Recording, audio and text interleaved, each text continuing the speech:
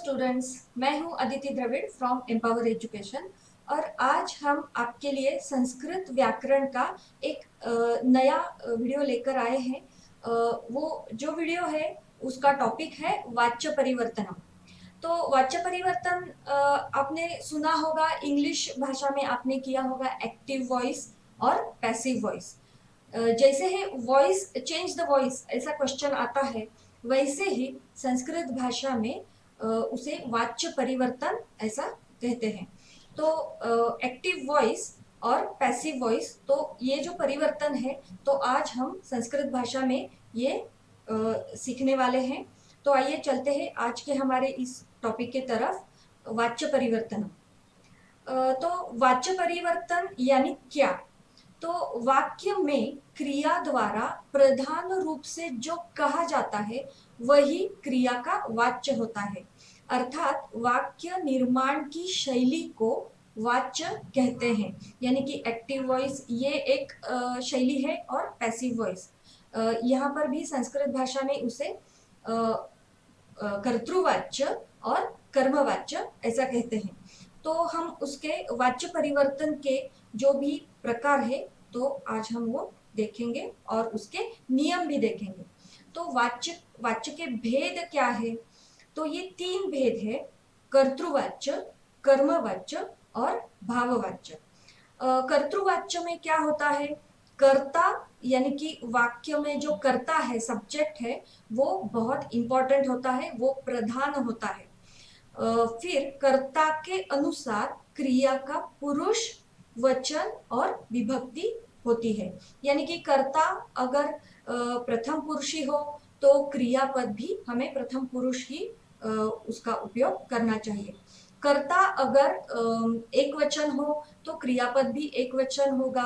कर्ता बहुवचन हो तो क्रियापद भी बहुवचन होगा। उसी प्रकार से कर्ता बहुत प्रधान होता है कर्तृवाच्य में। इसे इंग्लिश में एक्टिव वॉइस ऐसा कहते हैं। तो कर्तृवाच्य में कर्ता इंपॉर्टेंट है, तो कर्ता के अनुसार ही हम क्रियापद बनाते हैं। फिर कर्मवाच्य में क्या होता है? कर्मवाच्य में कर्म प्रधान होता है, कर्म बहुत इंपॉर्टेंट होता है, यानी कि ऑब्जेक्ट जो होता है वो इंपॉर्टेंट होता है। तो कर्मवाच्य में कर्म के अनुसार क्रिया का पुरुष, लिंग, वचन और विभक्ति होती है। यानी कि कर्म अगर एक वचनी है तो क्रियापद भी एक वचन में ही रहेगा। कर्म अगर बहुवचनी है तो क्रियापद बहुवचनी रहेगा। और अगर कर्म स्त्रीलिंग है तो उसी के हिसाब से हमें त प्रत्यय लगाकर उसका क्रियापद का लिंग वैसे ही करना पड़ता है। और अगर कर्म पुल्लिंग है तो त प्रत्यय लगाकर हमें कर्म क्रिया का जो लिंग है वो तय करना पड़ता है। तो ये रहा कर्तृवाच्य और कर्मवाच्य। फिर तीसरा जो प्रकार है भाववाच्य। तो इसमें इस शैली में, इस वाक्य में क्या होता है कि यहाँ इस वाक्य में कर्म नहीं होता है, भाव प्रधान, इसे भाववाच्य यानी भाव प्रधान, यहाँ पर इस वाक्य में कर्म नहीं होता है। फिर क्रियापद जब हम तैयार करते हैं तो क्रिया सदा एक वचन या प्रथम पुरुष एक वचन में ही रहेगी। तो ये वाच्य के तीन भेद हमने देखे। तो आगे इसके नियम, वाच्य परिवर्तन के नियम, जब कर्तृवाच्य से कर्मवाच्य, या फिर कर्मवाच्य से कर्तृवाच्य, या फिर कर्तृवाच्य से भाववाच्य में जब हमें परिवर्तन करना होता है, तो उसके नियम हम देखेंगे। कर्तृवाच्य में कर्ता जो होता है, सब्जेक्ट, वो हमेशा प्रथमा विभक्ति में ही होता है। कर्म जो होता है वो हमेशा द्वितीय विभक्ति में होता है। और क्रियापद जो है वो कर्ता के अनुसार होता है, यानी कि कर्ता का लिंग, वचन, पुरुष एवं विभक्ति, उसके अनुसार क्रियापद होता है। कर्मवाच्य में कर्ता जो होता है वो तृतीय विभक्ति में होता है, कर्म होता है प्रथमा विभक्ति में। जो कर्तृवाच्य में जो द्वितीय विभक्ति में है कर्म, तो उसे हम कर्मवाच्य में प्रथमा विभक्ति में करते हैं। और क्रियापद आत्मनेपद में कर्म के अनुसार लिंग पुरुष विभक्ति एवं वचन अनुसार होता है। यानी कि कर्म अगर एक वचन या द्विवचन बहुवचन में है, उसी के हिसाब से क्रिया भी हमें कर्म के अनुसार करनी पड़ती है। फिर भाववाच्य में हमने देखा कि कर्म नहीं होता है। भाववाच्य में जब परिवर्तन करना होता है कर्तृवाच्य से भाववाच्य में, तो कर्ता जो होता है वो तृतीया विभक्ति में होता है। कर्म यहाँ पर नहीं है, तो यहाँ पर कर्म के अनुसार तो हम क्रिया नहीं कर सकते, लेकिन क्रिया जो है वो आत्मनेपद में ही होगी।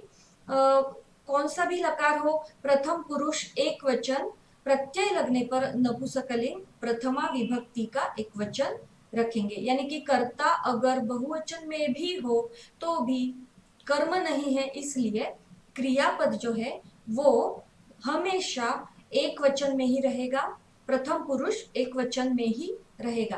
कर्ता बहुवचन में भी हो तो भी क्रियापद यहाँ पर प्रथम पुरुष एक वचन में ही रहने वाला है। तो अब हम देखते हैं इसके उदाहरण। कर्मवाच्य क्रिया कैसे बनाई जाती है, तो इसके कुछ नियम है, पहले वो हम देखते हैं। कर्मवाच्य जब हम कर्तृवाच्य से कर्मवाच्य में हम परिवर्तन करते हैं तो क्रियापद तैयार करने के कुछ नियम होते हैं। तो ये नियम है, मूल धातु जो है उसके बाद य लगाया जाता है। कौन सा भी धातु हो वहां पर हमें उसका जो साइन होता है, विकरण उसे कहते हैं, वो नहीं लगाते हैं।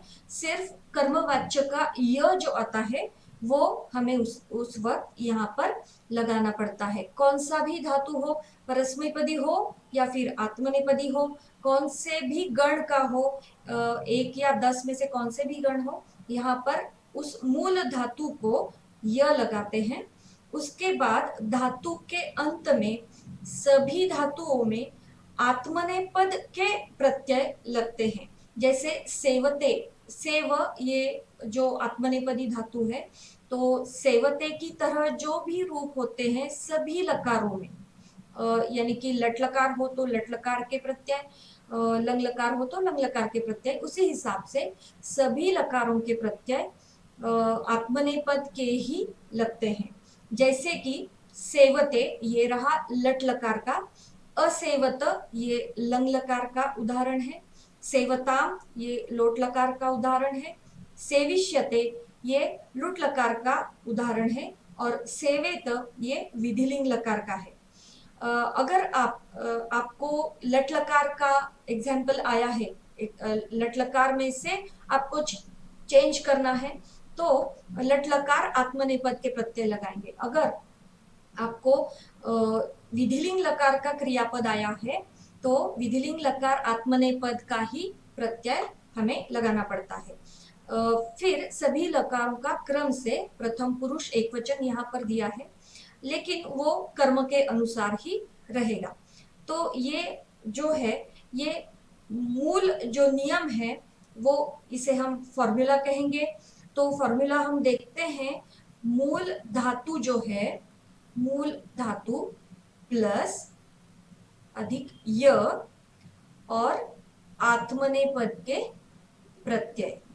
तो ये इस हिसाब से हम हर एक क्रियापद इस हिसाब से हम बनाएंगे।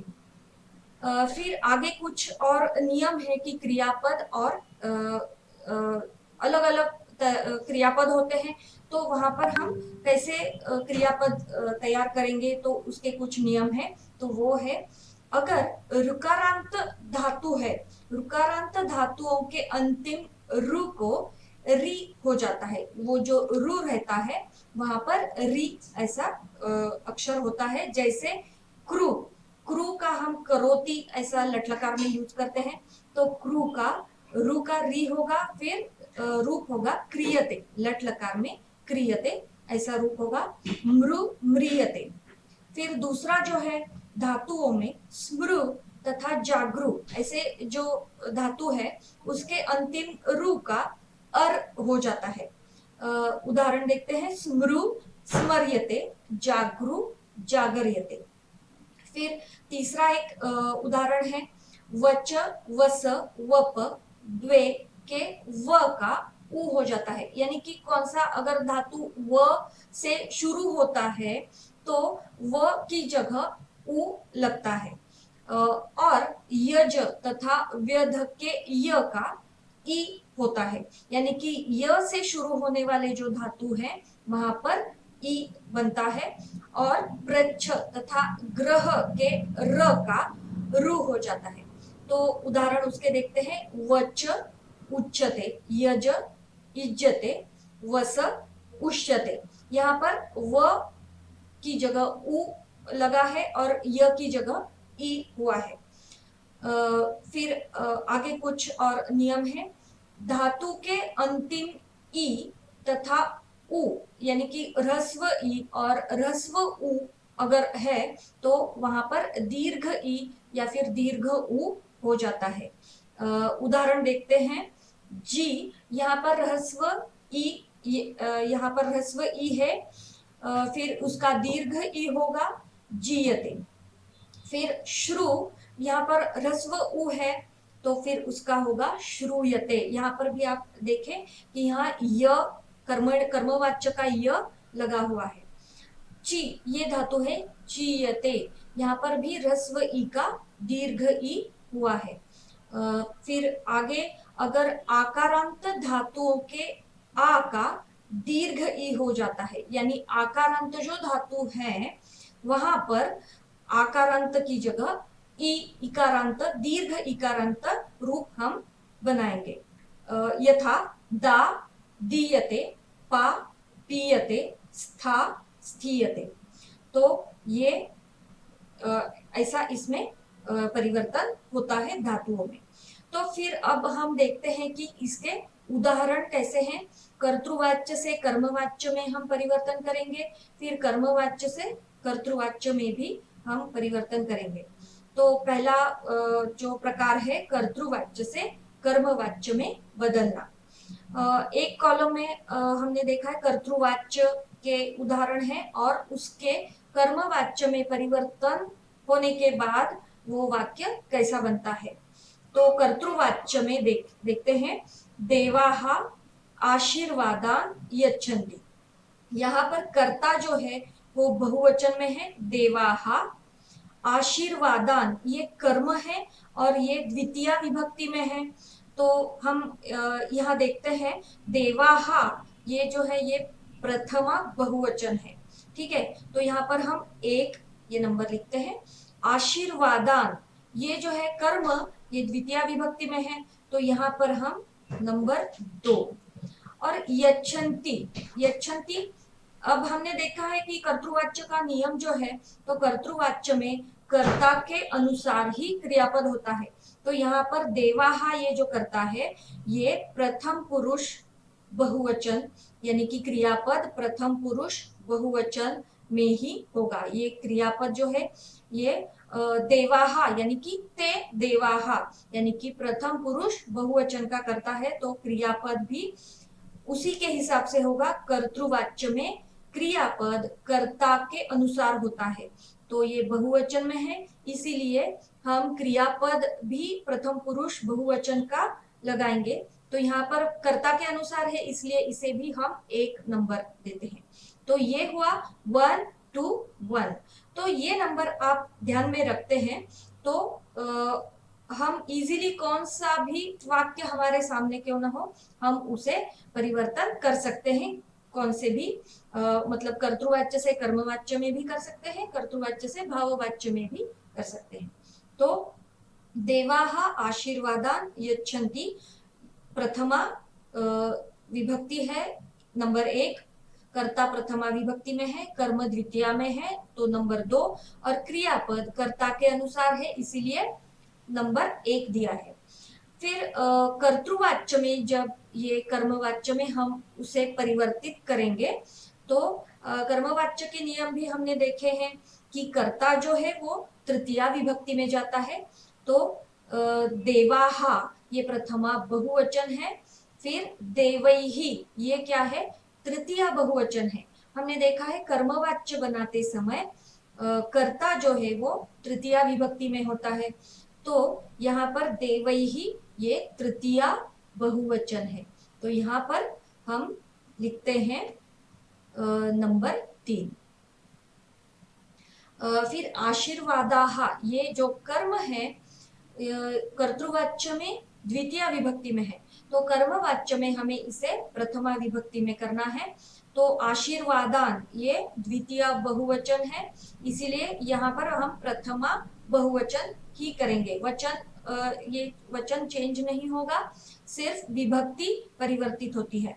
आशीर्वादान द्वितीय विभक्ति है, आशीर्वादाः ये प्रथमा विभक्ति है, वचन वैसे ही रहेगा। तो प्रथमा विभक्ति है इसलिए हम इसे नंबर 1 लिखते हैं। और दीयन्ते ये जो क्रियापद है दा यच्छ मूल जो धातु है वो है दा।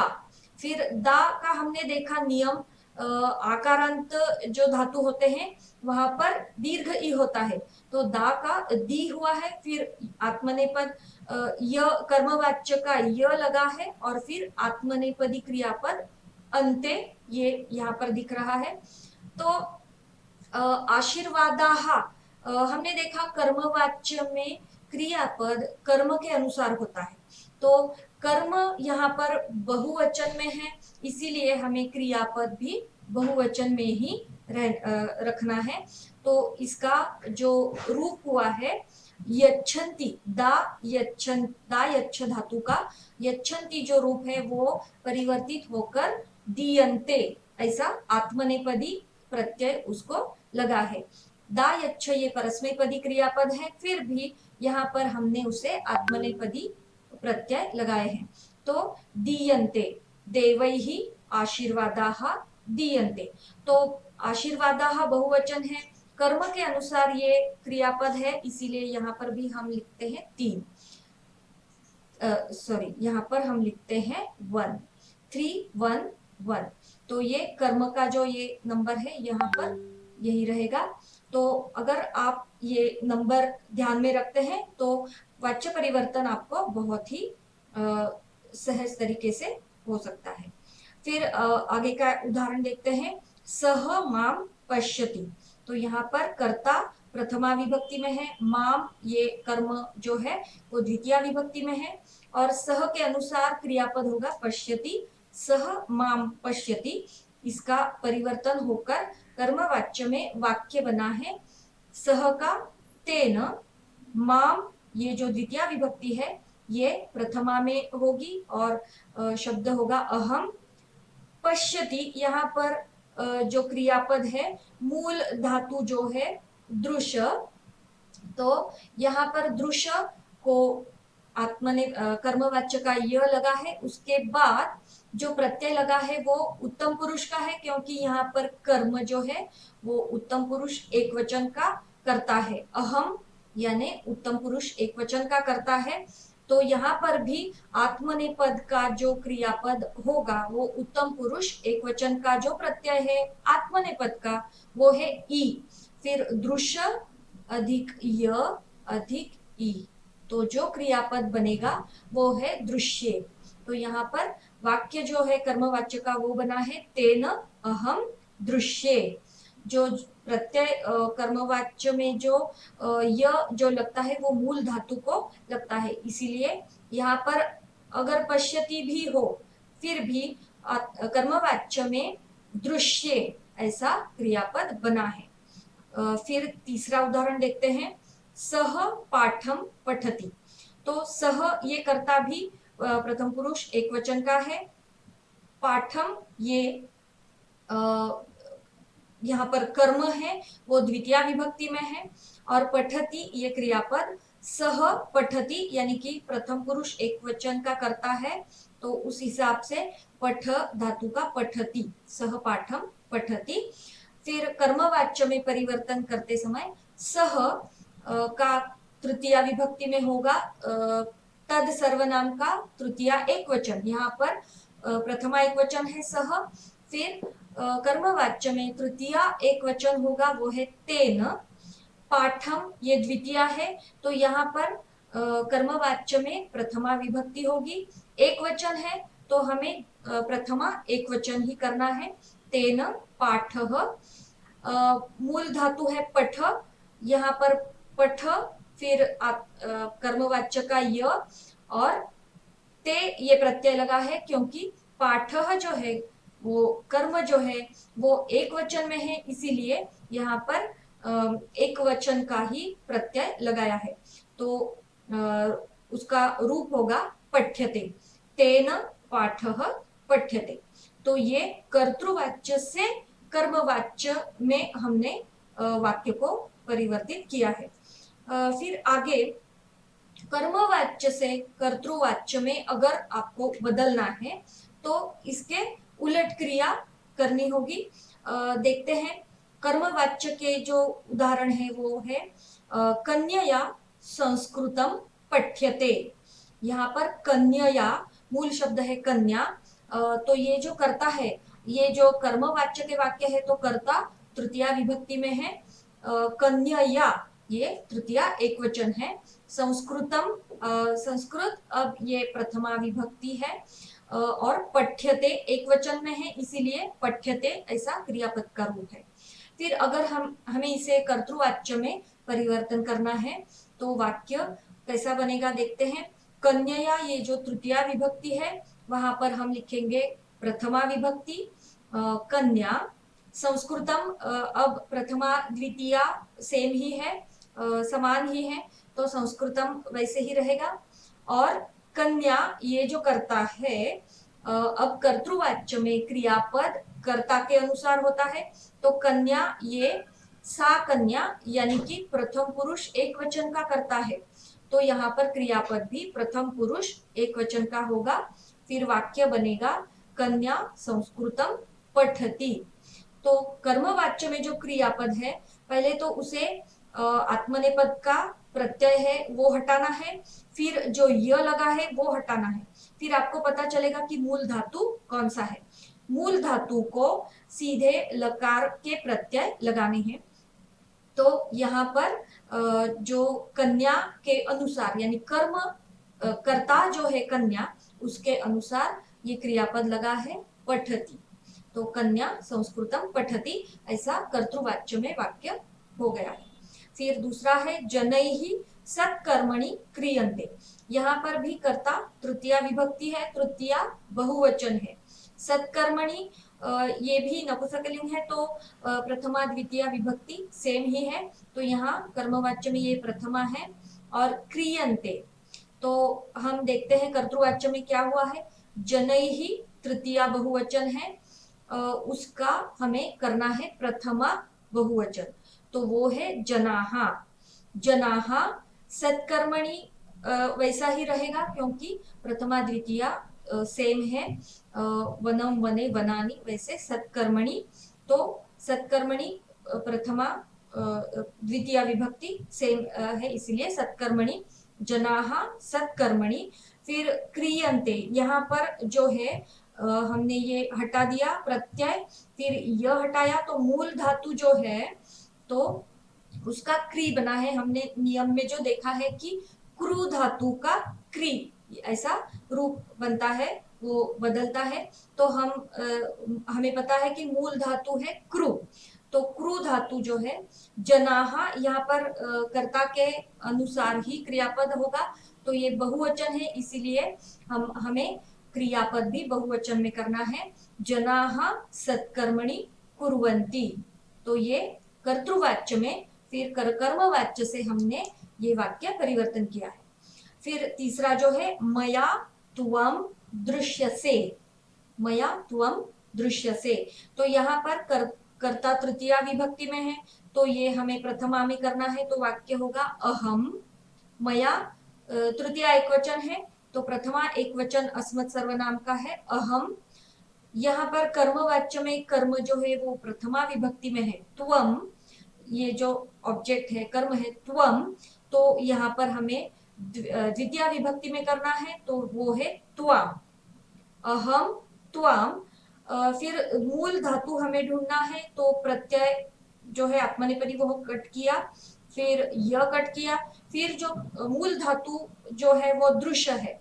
तो दृश्य अगर मूल धातु है, लेकिन जो यहाँ पर हम लकार के प्रत्यय जिसको लगाते हैं वो पश्य को लगाते हैं, ठीक है। तो दृश्य पश्य ऐसा मूल धातु है, तो लकार के क्रियापद लकार के प्रत्यय जब हम लगाते हैं तो पश्य को लगाएंगे। फिर अहम अगर करता है, यानी कि उत्तम पुरुष एक वचन का करता है, तो यहाँ पर भी पश्य को उत्तम पुरुष एक वचन का ही प्रत्यय लगेगा। तो वाक्य होगा अहम त्वाम पश्यामि। तो यहाँ पर हमने देखा कर्मवाच्य से कर्तृवाच्य में परिवर्तन कैसे होता है। फिर जो है कर्तृवाच्य से भाववाच्य में बदलना। तो हमने देखा भाववाच्य में कर्म नहीं होता है, तो किस अनुसार, किसके अनुसार हमें क्रियापद करना है, तो हमने देखा कि वो एक वचन, प्रथम पुरुष एक वचन में ही हमें करना है। तो हम उदाहरण देखते हैं। कर्तृवाच्य के वाक्य है सह तिष्ठति, तो फिर यहाँ कर्म तो नहीं है, कर्ता सह, तो उसका हुआ तेन। तिष्ठति यहाँ पर जो धातु है, मूल धातु जो है वो है स्था, स्थातिष्ठ। तो आकारांत धातु का दीर्घ ई होता है, तो फिर रूप होगा स्थीयते। यहाँ पर कर्म नहीं है, तो हमें कंपलसरी प्रथम पुरुष एक वचन ही करना है, भले कर्ता कौन सा भी हो, एक वचन में हो, बहुवचन में हो, द्विवचन में हो, हमें भाववाच्य में कर्म नहीं है, इसलिए क्रियापद जो है वो एक वचन में ही करना है। तो इसका वाक्य हुआ है तेन स्थीयते। फिर दूसरा उदाहरण देखते हैं, अहम चिंतयामि। यहाँ पर अहम जो करता है वो भाववाच्य में तृतीया में होगा मया। फिर मूल धातु जो है चिंत, यहाँ पर य लगा है, और आत्मनेपदी प्रत्यय है प्रथम पुरुष एक वचन का ते, यानी कि चिंत्यते। तो यहाँ पर मया चिंत्यते। फिर तीसरा उदाहरण देखते हैं, त्वम कथम असि। त्वम कथम असि, यहाँ पर भी कर्म नहीं है, तो यहाँ पर त्वम ये जो करता है वो तृतीया में होगा। त्वया कथम ये जो अव्यय है वो हम वैसा ही लिखेंगे यहाँ पर। और असि, यहाँ पर अस जो धातु है तो उसका भाववाच्य या फिर कर्मवाच्य में क्रियापद होता है भू। तो भू, उसके बाद कर्मवाच्य का य, और उसके बाद आत्मनेपदी प्रत्यय जो है वो एक वचन का लगाएंगे, भूयते। त्वया कथम भूयते, ऐसा इसका परिवर्तन होता है। तो आज हमने इसके उदाहरण भी देखे हैं, कर्तृवाच्य से कर्मवाच्य, फिर कर्मवाच्य से कर्तृवाच्य, और कर्तृवाच्य से भाववाच्य में परिवर्तन कैसे करते हैं। तो इसके और भी बहुत जब हम प्रैक्टिस करेंगे तो ये जो टॉपिक है वाच्य परिवर्तन, तो आपको बहुत सरल तरीके से आप कर सकेंगे। तो आज का ये जो वीडियो है वाच्य परिवर्तन का, तो अगर आपको ये बहुत अच्छा लगा हो तो आप इसे जरूर लाइक करें और शेयर करें, और हमारे चैनल को जरूर सब्सक्राइब करें। धन्यवाद।